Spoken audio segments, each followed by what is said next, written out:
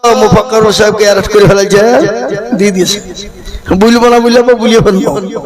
হ্যাঁ এই বাবা আল্লাহু আকবার। উনি কিন্তু ন্যায়ের পক্ষে লড়ছিলেন। মানুষ যারা ডিভোটার হয়ে যাচ্ছে, তাদের বৈধ ভোটারকে কেটে দিচ্ছে, তিনি সেটাই বলেছেন যে বৈধ ভোটারদেরকে কেন বাদ দেওয়া হবে। তাকে প্রশাসন বুঝেছে, তারা জানে তারা কি খবর, কি পরিস্থিতি, তাকে অ্যারেস্ট করে নিয়ে মুসলমানদেরকে শেষ করা যাবে। আজকে আমাদেরকে যতই কায়দা কৌশল করে শায়েত থেকে বাদ করে ডিভোটার, ডিলেট ইত্যাদি ইত্যাদি করো, এদেশে আমরা আছি, কথা বলে থাকবো ইনশাআল্লাহ। থাকবো কিনা? এই দেশটা কারো বাপের দেশ নয় বাবা। এই দেশটা হলো হিন্দু, মুসলমান, শিখ, ঈসাই। এ দেশের জন্য রক্ত দিয়েছে মুসলমানরা। সর্বপ্রথম ইংরেজের বিরুদ্ধে লড়াই করেছিল কারা? মুসলমানেরা। এই বাংলা থেকে লড়াই শুরু হয়েছিল। ইংরেজকে দেশ থেকে তাড়িয়েছিলাম এই বাংলা থেকে। তো আজকে যারা আমাদেরকে এসআইআরের নাম থেকে ডিলিট করে বের করে দেশ থেকে তাড়ানোর চক্রান্ত সিদ্ধান্ত নিচ্ছে, ইনশাআল্লাহ আগামীতে ইংরেজের মতন আমরাও ওদেরকে দেশ থেকে তাড়ানোর চিন্তা ভাবনা করব। বলুন ইনশাআল্লাহ, যারা বলুন ইনশাআল্লাহ। হ্যাঁ আজকে বলি বাপ, ওরা বলতে পারছে না। ওই ভোট কমিশনার কি নাম জানিস? হ্যাঁ ও বলতে পারছে না যে মুসলমানের ভোট নাই, সব বাদ যা। এটা বলার সাহস হচ্ছে না বাবা। ও ছলে বলে কায়দা কৌশল করে বাদ দেওয়ার একটা চিন্তা ভাবনা। কি গো ঠিক না বেটি? প্রথমে কি বলেছিল যে 2002 সালের লিস্টে নাম থাকলে বাপের ছেলেদের কোনো ডকুমেন্টস লাগবে না, বলেছে না? বলেনি? বলেছিল। তারপরে এসআইআর করতে গিয়ে দেখা গেল কেচে খুঁড়তে গিয়ে কেউটে বেরিয়ে গেল। একই হলো। যারা বলছিল রোহিঙ্গা ঢুকে পড়েছে, বাংলাদেশি 1.5 কোটি, রোহিঙ্গা 1.5 কোটি, কিন্তু বাবজি এসআইআর করতে গিয়ে দেখছে মুসলমানরা 2 ভাগ আর ওরা হলো 98 ভাগ। কিন্তু ওরা বললে তো বিপদ হয়ে গেল। আবার এটাকে ঘুরিয়ে একবারে বাবজি কথায় বলে, আমরা একটা পদ্য বলি বাবা, যাকে বলে চাল ভাজা তাকেই বলে মুড়ি, আর যার মাথায় চুল পাখা তাকেই বলে বুড়ি। বুঝতে পারলেন না? পারলেন না? তো ওরা আমাদেরকে ভাবছে কায়দা কৌশল করে। কি হয়ে গেল? এসব থেকে বাদ দিতে শুরু করে দিল। একের পর এক, একের পর এক, একবারে হিয়ারিং করো, অমক করো, তমক করো, হয়রানি করে শেষ। কিন্তু একটা কথা শোনেন, মুসলমানদের ডকুমেন্টসের অভাব আছে। কি ডকুমেন্ট নেবে তারা? ওরা যদি বলে আমরা কাগজের ডকুমেন্টস নিব না, প্রয়োজন নাই, দরকার নাই, তোদের বাপ দাদা, তার দাদা, তার দাদা, পরদাদার ডকুমেন্টটা দে। তো যারা মারা গেছে তাদেরকে তো আমরা ভাসিয়েও দিইনি, পুড়িয়েও দিইনি, না কি বুঝছেন আপনারা? আপনারা পুড়িয়ে দিয়েছেন নাকি? হ্যাঁ কোথায় দিয়েছেন? ওখানে তো ওদের মাংস গলা পচে গেল, হাড় তো আছে, আছে না? তো হাড় গলাকে তুলে নিয়ে যদি আমরা ডিএনএ বলে দিই, তো বলে দিবে না এরা কোথাকার মাল? বলবে না? বলবে না? জোরে বলো, কোথাকার প্রোডাক্ট? এ বাবার, আমরা যদি বলো তোমরা দেখাও তোমাদের লিস, আমরা যদি ঘুরিয়ে প্রশ্ন করি, ক্ষমতা আছে? ক্ষমতা আছে? তাহলে মুসলমানদেরকে দেশ থেকে তাড়ানো তো সহজ। এ বাবা এটা নয়। তাই একটা কথা মনে হয়ে গেল, এই 2026-এর 19শে জানুয়ারি আমি জালসায় যাচ্ছিলাম মেদিনীপুর তমলুক বাবা। এই যেতে গিয়ে কুলাঘাট বলে একটা জায়গা, তো সেই চায়ের দোকান আমি বসেছি। তো একজন যুবক এসে বলছে, হুজুর আজকে আমি 4 দিন ঘুমাতে পারিনি। কেন গো? কি হলো তোমার? প্রেসার হাই নাকি? না সুগার হাই? বলে না হুজুর ওসব কিছু না, আমি একটা প্রশ্ন করব, আজকে আমার ব্রেনে কাজ করছে না। বলে ব্রেন? তাহলে ব্রেনে ডাক্তার দেখাও। বলে না তাও না। তাহলে কি হলো বলো, খুলিয়ে ভালো করে বলো আমাকে। বলে আজকে 4 দিন থেকে হুজুর একভাবে বিছানায় তাকিয়ে তাকিয়ে ভাবছি গোটা পৃথিবীর কথা। আমাদের কি ভাবছো? বলে হুজুর গোটা পৃথিবীতে লক্ষ্য করে দেখলাম পৃথিবীতে বিভিন্ন জাতি আছে, কিন্তু কোন জাতি লাঞ্ছিত অপমানিত ঘৃণিত মার খেছে না হুজুর, কিন্তু মুসলমান মার খেছে কেন? একটু আমাকে বোঝান। আমি তাকে বললাম পাগল, মুসলমান মার খেছে কেন এটা শুনবা? লম্বা করে বলবো না সংক্ষিপ্ত বলবো? বলে হুজুর সংক্ষিপ্ত বলুন। তাহলে শোনো, আজকে মুসলমানদের মার খাওয়ার পিছনে কি আছে জানো? গোটা বিশ্বের কাছে যেটা নাই সেটা মুসলমানদের কাছে আছে। যেটা বিশ্বের কোন জাতির কাছে নাই সেটা মুসলমান জাতির কাছে আছে। আর এই মালটা যতদিন মুসলমানদের কাছে থাকবে ততদিন মুসলমানদের দুশ্মনী বাড়বে, কমবে না। তারপরও মুসলমান ইসলামকে শেষ করা যাবে না। বলে হুজুর মাল কি? বলে খেপা মাল কি শুনবা? এটাও শুনে লাও। এই কোলা আগো এই দেবপুরের বাজারে এই মোড়ের উপরে দুটো বিল্ডিং, একটা 5 তলা আর একটা কত লাগো? 2 তলা। তো 5 তলা 2 তলা 5 তলা বিল্ডিং টা পূর্ণ ফাঁকা, বিল্ডিং আছে ঘর কিছু নাই, কিন্তু 2 তলা ঘরটাতে 30 কিলো মতন সোনা আছে। ক কিলো? 30 কিলো। তো চোর বা ডাকাত যারা হবে তো তারা ওই 5 তলায় চুরি করতে ঢুকবে না, যে ঘরে মাল আছে সে ঘরে ঢুকবে। যারা বলে তো গোটা বিশ্বের কাছে ফাঁকা, আর মুসলমানদের কাছে মাল আছে বাবা। আর এই মালের কারণে আজকে মুসলমানদের উপরে এত বিরোধী, এত জোর, এত জুলুম, এত অত্যাচার। বলে হুজুর মাল কি? বলে শুনে নাও, সে মালটার নাম কি? সে জিনিসটা গোটা পৃথিবীকে যদি একদিকে করা হয় তারপরও এই জিনিসটার মূল্য দেওয়া যাবে না, এর দাম দেওয়া যাবে না। বলে হুজুর সে জিনিসটা কি? বলে সে জিনিসটার নাম হলো আল কোরআন, সে জিনিসটার নাম হলো কোরআনুল হাকিম, সে জিনিসটার নাম হলো কোরআনুল মাজিদ, সে জিনিসটার নাম হলো কোরআনুল জিকির, সে জিনিসটার নাম হলো কোরআনুল শিফা। উনি বলছে হুজুর আমি বুঝতে পেরেছি, আর বলতে হবে না, আমার বোঝা সারা। আমি আপনাদেরকে বলি বাপ, এই কোরআন কে লিখেছে? কার মানে এটা? জোরে বলুন কার মানে? এটা দুনিয়ার কোন কলিমউদ্দিন সলিমউদ্দিনের মানে এটা? আর দুনিয়াতে যত কিতাব আছে বাইবেল টাইবেল ইত্যাদি ইত্যাদি ইত্যাদি যা আছে বাবা, কিতাব পুরাণ যা আছে সব এগুলা দুনিয়ার মানুষের লিখিত বাণী। কি বলছেন আপনারা বলুন, ঠিক না ঠিক? এ মুসলমান, আজকে আমি একটা কথা আপনাদেরকে বলে দিয়ে যাই। আজকে এই দেবপুর ইহিয়া উলুম মাদ্রাসার 53তম জালসা, মাদ্রাসার বয়স মোটামুটি আনুমানিক 55 হয়ে যাবে না? বেশি হবে? 55 বছর হবে না? হবে না? হবে। আমি আপনাদের কাছে একটা অনুরোধ করে যাব বাপ, কিছু মনে করেন না।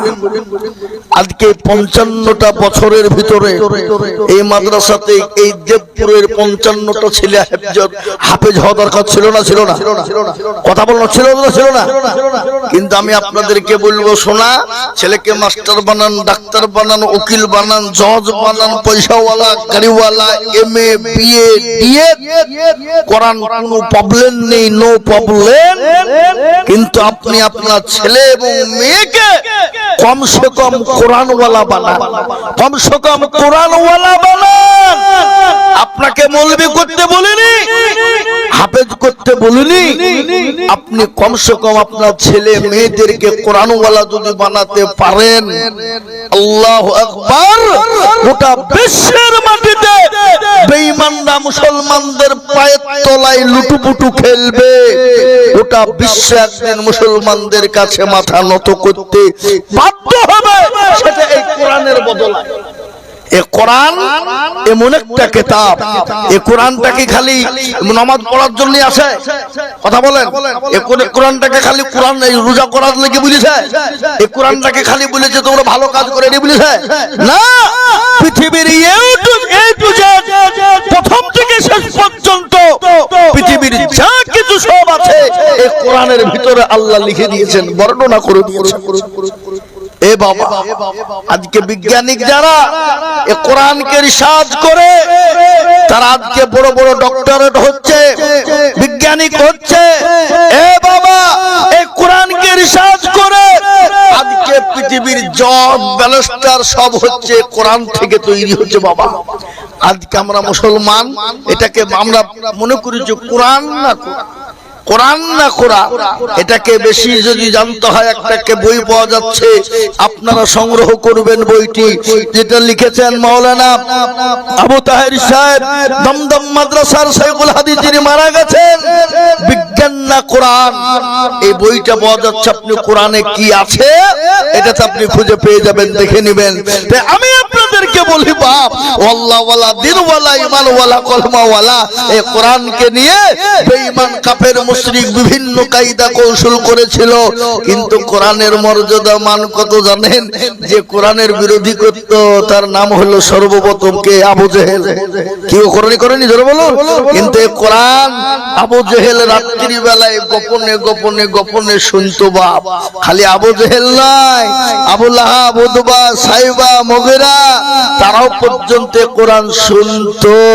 কেন? ওরা আপনার আরবি ভাষা জানে তো, এবং ওদের বোঝার ক্ষমতা আছে, বুঝতে পারতো তো। মুহাম্মদ সাল্লাল্লাহু আলাইহি ওয়াসাল্লামের উপরে এই কোরআন অবতীর্ণ হয়েছিল, এটা তারা জানে।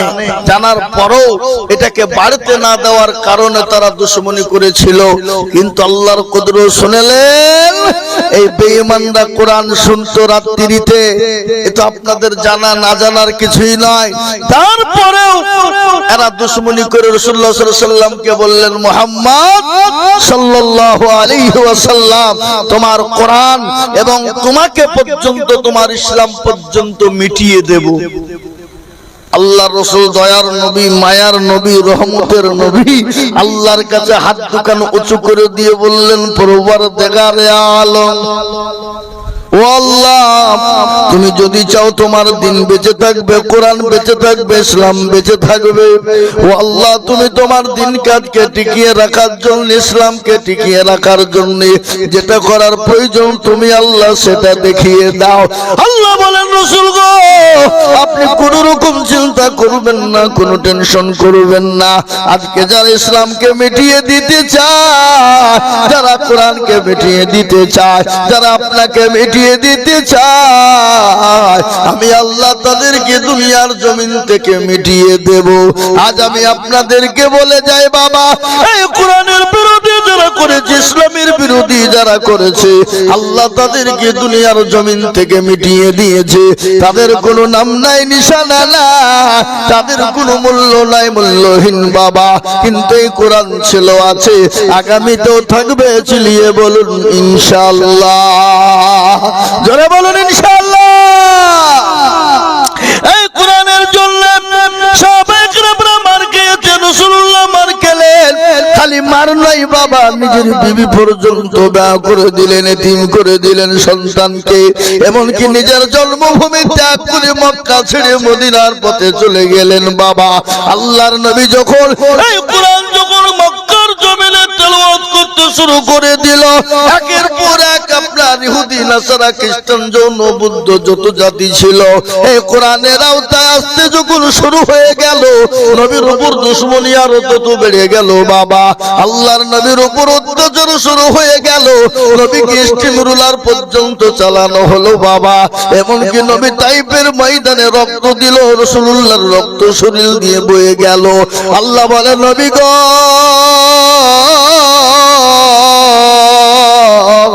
আপনাকে মক্কা জমিনে থাকতে হবে না। ওগো রাসূলুল্লাহ, আপনি এই মুহূর্তে মক্কা ছেড়ে মদিনার পথে চলে যান। বিশ্ব নবী মক্কা ছেড়ে মদিনার পথে চলে যায়। গজল আছে না? আজ নবী গো আমার বানায়া বাজার, হিজরত করে চলেন মদিনায়। আজ নবী গো আমার গড়ায়া বাজার, শুয়ে আছে সোনার মদিনা। আব্দুল্লাহর পৃষ্ঠ হতে মায়া মিনার শিখে মেতে, জন্ম নিলেন নবী মক্কাতে। আজ নবী গো আমার ঘরায়া বাজার শুয়ে আছে সোনার মদিনায় আজ নবী গো আমার বানায়া বাজার শুয়ে আছে সোনার মদিনায় নবী বলে হযরত আলী আছে বিছানা খালি নবী বলে হযরত আলী আছে বিছানা খালি আমার বিছানায় শুয়ে যাও আজ নবী গো আমার ঘরায়া বাজার শুয়ে আছে সোনার মদিনায় আজ নবী গো আমার বানায়া বাজার হিজরত করে চলেন মদিনায় এ নবীর নামে দরুদ পড়িলে এ নবীর নামে দরুদ পড়িলে হাবিয়া দুজক নিভে যায় আজ নবী গো আমার ঘরায়া বাজার শুয়ে আছে সোনার মদিনায় আজ নবী গো আমার বানায়া বাজার শুয়ে আছে সোনার মদিনায় এ মুসলমান দরদি বিশ্ব নবী মক্কা ছেড়ে মদিনার পথে যখন চলে যাবে কাফের বেঈমানেরা আমার নবীকে যেতে দেবে না ঘিরে নিয়ে দাঁড়িয়ে আছে রাসূলুল্লাহ আল্লাহর কাছে সিজদায় পড়ে গিয়ে বলেন আল্লাহ ও মাবুদ তুমি বললে মক্কা ছেড়ে মদিনার পথে যেতে হবে কিন্তু কাফের বেঈমানরা তোমাকে ঘেরাও করে নিয়েছে গো আল্লাহ আমি কি করে মক্কা ছেড়ে মদিনায় যাব আল্লাহ আল্লাহ বলেন নবী আপনি কোনো টেনশন করবেন না আমি আপনাকে বলে দিই আপনি এক মুঠো বালি তরুণ বালি বুঝেন না বালি তুলে তাসবিহ পড়ে কাফেরদের মাথাতে ছিটিয়ে দিবে আর তাদের চোখ দুটো বন্ধ হয়ে যায় আর তাদের হাতের পাঁজর দিয়ে আপনি চলে যাবেন গো নবী কিন্তু রাসূল আপনি বালিটা নিক্ষেপ করে দিবেন আর আমি আল্লাহ কাফেরদের চোখ দুটো বন্ধ করে দেব আল্লাহ কোরআনে বললেন আল্লাহ নিজেই বললেন ওমা রামাইতা ইয রামাইতা ওয়ালাকিন্নাল্লাহ রামা নবী গো আপনি বালিটা নিক্ষেপ করার মালিক আপনি আর আমি আল্লাহ কাফেরদের চোখ দুটো বন্ধ করে দেওয়ার মালিক আমি ওগো নবী আপনি কোনো টেনশন করবেন না আপনি চলে যান প্যারা নবী দয়া নবী মায়ার নবী এক মুঠো বালি তুলে কাফেরদের মাথায় ছিটিয়ে দিল চোখগুলো যখন বন্ধ হয়ে গেল আল্লাহর নবী আবু বকরের কাছে গিয়ে বললেন আবু বকর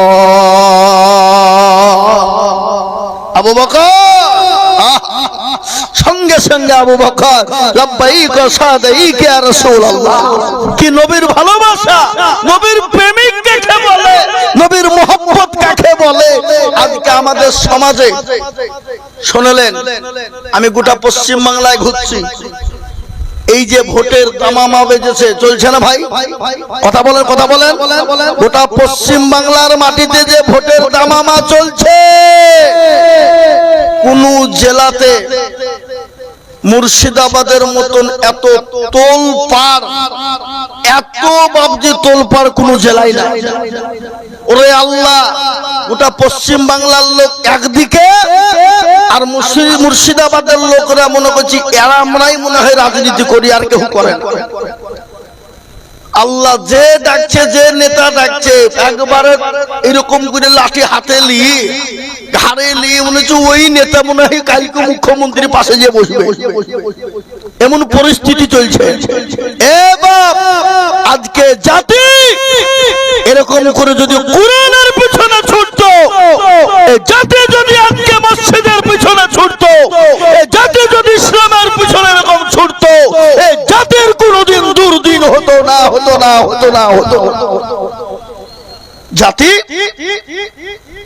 অন্য জনার পিছনে ছুটবে কিন্তু ইসলামের পিছনে ছুটবে কোরআনের পিছনে ছুটবে না আজকে এই কারণে মুসলমানদের পরিস্থিতি পরিকাঠামো খারাপ এ মুসলমান আজকে বলুন তো আমাদের সমাজ মসজিদে আযান হয়, আসসালা কি বলে, হাইয়া আলাস সালাহ, এসো ভালো কাজের জন্য, হাইয়া আলাল ফালাহ, এসো কল্যাণের জন্য।